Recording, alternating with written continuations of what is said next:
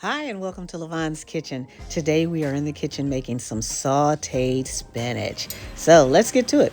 First thing we're going to do is dice up some onions because onions give spinach a good flavor. They just go together, but we want to dice them small. So let's dice up our onions first.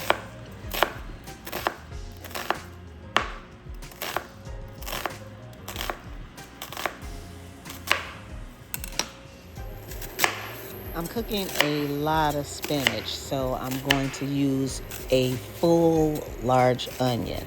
That's why I'm chopping up so much.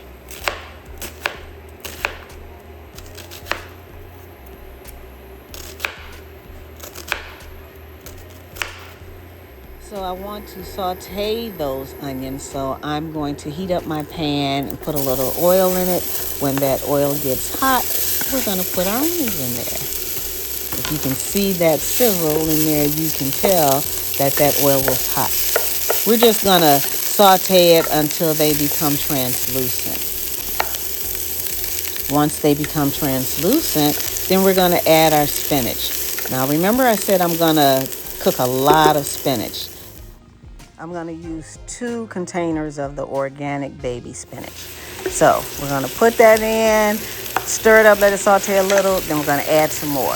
And as it shrinks, you can keep adding until it shrinks enough and it'll all eventually fit in the skillet.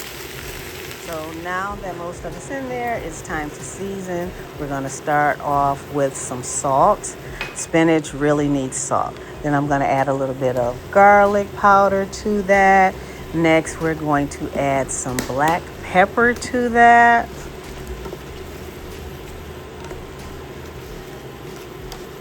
And as you can see, it's all wilted down as much as I like it. Those onions are in there, the seasonings are in there. So it's done.